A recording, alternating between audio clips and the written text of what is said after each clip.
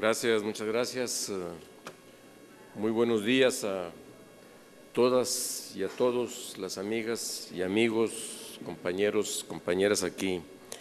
presentes en este recinto de la Cámara de Diputados, que como bien se ha dicho, ha sido y queremos que siga siendo el escenario de la pluralidad, de la diversidad que ya hoy cruza afortunadamente todo el territorio nacional y que ha sido gracias a la lucha de décadas de mujeres y de hombres de todas las edades comprometidos con la democracia, con la defensa de los derechos humanos, con el respeto y ampliación de las libertades individuales, con todo lo que ha significado esto que pudiéramos llamarle una revolución sociocultural que se abrió camino desde allá, desde los años 60, hace ya más de 50 años, más de medio siglo, y que finalmente hoy hemos llegado a este momento y con unas características como las que hoy tenemos. De repente pareciera raro que en un ambiente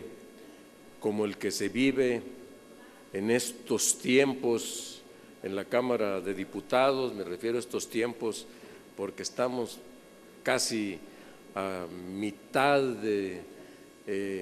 un último periodo ordinario de sesiones de esta 63 legislatura en la que hemos tenido la fortuna de participar, y en medio de un agitado proceso electoral que estemos teniendo un foro con estas características. Pareciera raro, pero es parte de lo que debemos preocuparnos por alimentar y por enriquecer el debate, por abrirle camino a todo aquello por lo que creemos, de lo que estamos convencidos y de lo que debemos seguir defendiendo. Ya se han dado aquí algunos elementos que sin duda por las características y la calidad de quienes estarán hoy como ponentes en los próximos minutos aquí en este foro, se verán enriquecidas las reflexiones y por supuesto que así como lo hemos hecho en otras ocasiones, en foros que se han realizado, en foros en los que a mí, cuando me tocó estar, si no recuerdo mal, fue como presidente de la mesa directiva de la Cámara de Diputados, a este foro al que aludía Antonio Medina, recogimos las conclusiones y las defendimos en todo lo que significó el empujar temas que incluso tenían que ver con presupuesto para atender todos estos asuntos que se derivan de la atención integral a lo que genéricamente se identifica como la diversidad sexual. Yo le agradezco a Arturo Bravo, nuestro compañero diputado, el que se haya hecho cargo aquí en la Cámara de Diputados por parte del Grupo Parlamentario del PRD, de la organización junto con su equipo de este evento, desde luego Antonio Medina como secretario del Comité Ejecutivo Nacional del PRD en esta materia, y desde luego la presencia aquí de las compañeras diputadas Cristina Gaitán y Hortensia Aragón, incansables defensoras de estos derechos y de siempre estar dando la cara para que no se invisibilicen estos temas ante la sociedad y en el seno mismo de la Cámara. Como bien se ha Dicho el nombre de este foro, las familias mexicanas, así en plural, frente a los procesos de cambio en el siglo XXI, tiene que ver con el hecho de que no existe, o por lo menos no se ha admitido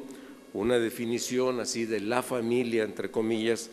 que logre incluir lo que ya se avanzaba a la gran variedad y pluralidad de la estructura y organización de las familias que integran nuestra sociedad actual. Porque en todo caso las familias podrían ser definidas como una suerte de institución de interés social a través de las cuales se fomentan las creencias, costumbres y valores para formar a las personas en la sociedad o para contribuir, mejor dicho, a la formación de las personas en la sociedad. La otra parte, sabemos, lo cumplen las escuelas en todos los niveles, la otra parte las relaciones sociales diversas, las convivencias de todo tipo, etcétera. Pero entonces, como bien lo decían aquí, ya adelantando temas, tanto el diputado Bravo y Toño Medina, no estamos ante una institución estática, sino cambiante, que hay que reconocer entonces que la familia se transforma y a la vez la familia transforma a la sociedad. Tan solo para aportar algunos elementos, a lo mejor para los conocedores dirían que solo repito cosas, pero no puedo más que en el ánimo de que sea recogido lo más ampliamente posible, ya que espero que sí nos esté grabando el canal del Congreso y algo saque sobre estos temas. Miremos tan solo la encuesta nacional de los hogares del 2016 levantada por el INEGI. En México había en ese entonces 32.9 millones de hogares, en los que el tamaño promedio es de 3.7 integrantes por hogares. Algunas entidades como Guerrero o Chiapas tienen una cantidad promedio mayor de 4 integrantes, otros como la Ciudad de México y Quintana Roo apenas logran tener 3 integrantes, pero de estos 32.9 millones de hogares, el 89% son familiares, es decir, son aquellos en los que por lo menos uno de los integrantes tiene relación de parentesco con la jefatura del hogar. Y de esos hogares familiares, el 26.3% son sin presencia de hijos. El 27% están jefaturados por una mujer. Por cierto, Sonora y la Ciudad de México logran porcentajes tan altos que llegan al 36% de estar jefaturados por una mujer. Más de la tercera parte de los hogares en estas entidades. El 56.2% de los hogares son biparentales, es decir, la presencia de ambos padres. El 17.1% de los hogares son monoparentales, presencia de uno de los dos padres. De estos casos, de los monoparentales, el 54.7%, más de la mitad, casi el 55%, está jefaturado por una mujer, mientras que el hombre jefatura apenas el 17.5% de estos casos aludidos. Se estima que alrededor del 60% de los hogares en el país ya no siguen el modelo, como bien se refería aquí, el modelo tradicional conformado por madre, padre e hijos. Entonces yo digo, tan solo con esto, compañeras, compañeros, amigas y amigos, los números son concluyentes, los datos numéricos, la numeralia es concluyente, no existe pues un tipo de familia ideal, único, sino que existe una gran diversidad en los tipos de familias y por ello mismo también el querer acotar o tipificar a la familia en singular y no las familias es de entrada un apartamiento absoluto de la realidad de quienes se obstinan dogmáticamente en querer hacer esta conceptualización. Claro que en esto pues han influido, como lo sabemos, muchos de los fenómenos que se han aparecido en los últimos tiempos, en las últimas décadas en el México que hoy vivimos, el aumento mismo de los divorcios, la disminución de la tasa de natalidad, crecimiento de familias monoparentales por diversas razones, todo esto que hablaba de lo que algunos le han llamado la revolución cultural feminista que se abrió camino ya desde los años 60 y que la hemos convencidamente acompañado, por cierto, los espacios y derechos que han ganado diversos grupos de la sociedad. Hay desde luego datos muy específicos sobre la Ciudad de México, no me voy a detener a ello en aras de que se escuche a los especialistas, las y los especialistas en el tema, pero lo cierto es que hay muy importante señalar que en el caso concreto de la Ciudad de México, las familias homoparentales siempre han existido. Fue hasta diciembre del 2009 que el matrimonio igualitario y la adopción homoparental fueron reconocidos en la Ciudad de México. De acuerdo con cifras del INEGI, en el censo de 2010, tan solo desde aquel entonces, hace 8 años, casi el 1% de las familias en México estaban conformadas por parejas del mismo sexo. Existían 229,473 hogares formados por parejas del mismo sexo, de los cuales 172,000 eran de parejas homosexuales y lesbianas con hijos. De acuerdo con la Consejería Jurídica y de Servicios Legales de la Ciudad de México, desde que fue reconocido el matrimonio igualitario en la capital del país, se han realizado más de 9,000 uniones legales. Además, desde el 2013 a la fecha se han efectuado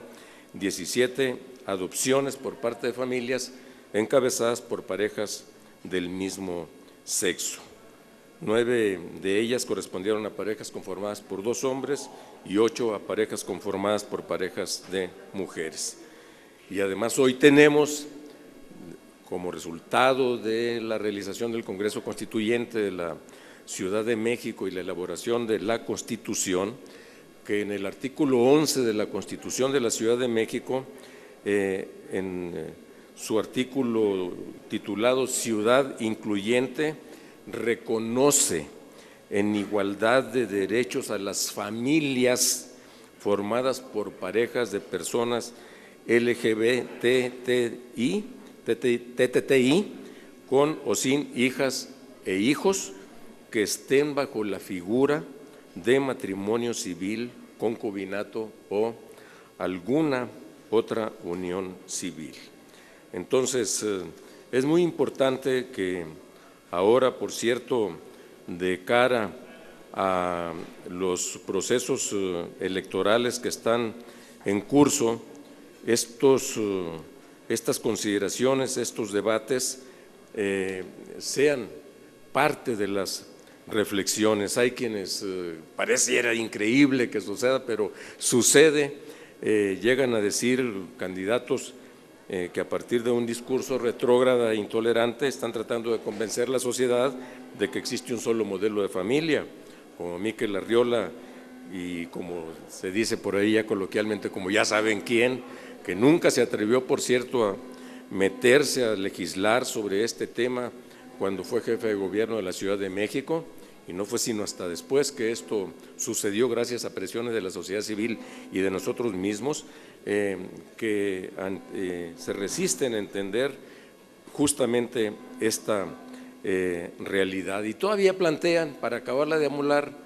ya saben quién dice, pues que estos son temas que debieran ser sometidos a consulta popular.